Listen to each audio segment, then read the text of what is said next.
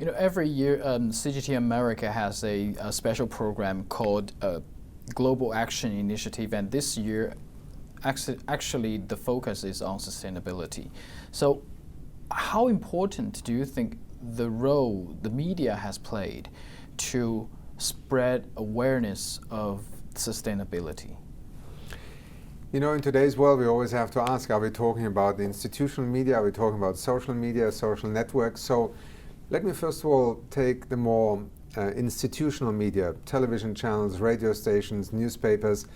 I think they have a fundamental role to play. First of all, just in enabling us as citizens to understand the science, the interdependence, the connections, but also to understand quite how dramatic the extent of loss of biodiversity, of global warming is, what it means to us as citizens and what it means to my children if I don't do something about it. All of that, I think, has depended enormously on the media being part of that bridge between specialized science and experts studying what's happening on our planet and people like you and I understanding what this means to what happens next in our world.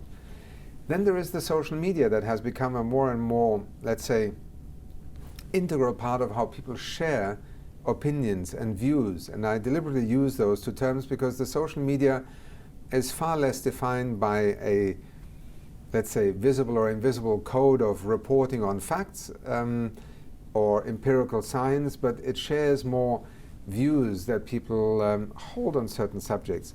Again, I think when you look at our young people across the world today, and whether that is in China or in the United States or in Japan or in Germany or in Brazil, one of the reasons why they have become so concerned about climate change is that the social media world has allowed them to, first of all, interact with each other in terms that are different from those of how experts talk, sometimes talk down to the public. And secondly, it has allowed them to develop their own narrative on how to respond to this. So we see a lot of empowerment coming out of formal media, but also of, let's say, social media networks beginning to influence the way we understand problems, but also how we want to respond to them. And I'm, in many ways, very grateful for that, because I think the young generation that we see today engaging in policy debates, whether it's about inequality, about climate change, about economic policies, is a more informed youth. Yes, some people will say there's a lot of manipulation, there's a lot of strange things happening in these debates.